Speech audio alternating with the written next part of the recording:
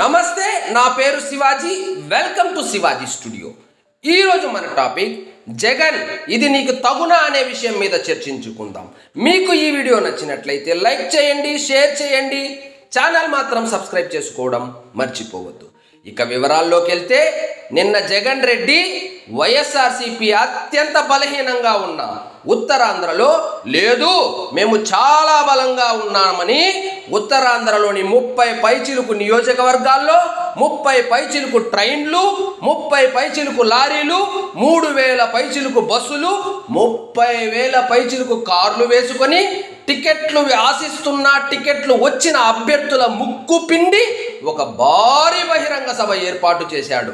ఒక డూప్లికేట్ శంఖం తెచ్చుకొని ఎన్నికల శంఖారావం అని ఏదో హడావిడి చేసే ప్రయత్నం చేశాడు.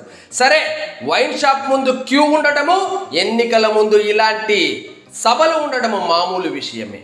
కానీ ఆ సభకు ఏర్పాటు చేసిన వేదిక చూసి అందరూ ముక్కున కాలు వేసుకున్నారు. యాదృచ్ఛికంగా వేశారో, కాకతాళీయంగా వేశారో, లేక కావాలనే వేశారో నాకు తెలియదు. కానీ సభా వేదిక ముందు జీసస్ శిలువ ఆకారంలో ఒక ర్యాంప్ వైఎస్ఆర్సీపీ పార్టీ రంగులతో ఏర్పాటు చేశారు. అందులో నీకొచ్చిన నొప్పి ఏంది? జగన్ రెడ్డి ఎంగిల పాలు తాగిన షర్మిలానే చెప్పింది కదా జగన్ రెడ్డి క్రిస్టియన్ అని మీరు యక్ష ప్రశ్నలు వేయవచ్చును. సిలువ దళిత క్రిస్టియన్ల కోసం వేసి ఉండవచ్చు, లేక ప్రభువు మీద భక్తితో కూడా వేసి ఉండవచ్చు. అందులో ఎటువంటి అభ్యంతరమూ లేదు. కానీ దాని మీద చెప్పులు వేసుకొని నడుచుకుంటూ వచ్చి అక్కడ పోగైన ఇనార్గానిక్ పబ్లిక్కి అభివాదం చేయడం చూసిన వాళ్ళు అవాక్కయ్యారు. చెప్పులు వేసుకొని సిలువ మీద నడవడం ఏమిటరా? వినాశకాలే విపరీత బుద్ధి అనడానికి ఇలాంటివే సాక్ష్యాలు అని లోకులు అనుకుంటున్నారు.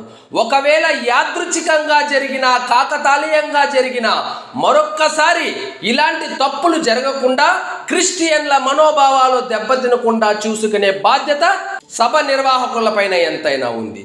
తోలుకు వచ్చిన జనం చూసి ఆహా ఓహో అని అనుకుంటే వచ్చే ఎన్నికల్లో బొక్కా బోర్లా పడుతారు. సభకు వచ్చిన జనమంతా ఓట్లు వేసేటట్లు ఉంటే పవన్ కళ్యాణ్ 2 చోట్ల ఎందుకు ఓడిపోతాడు అని రాజకీయ విశ్లేషకులు అభిప్రాయపడుతున్నారు. ఇదండి ఈరోజు మన టాపిక్. మరొక ఇంట్రెస్టింగ్ టాపిక్తో మళ్ళీ కలుద్దాం.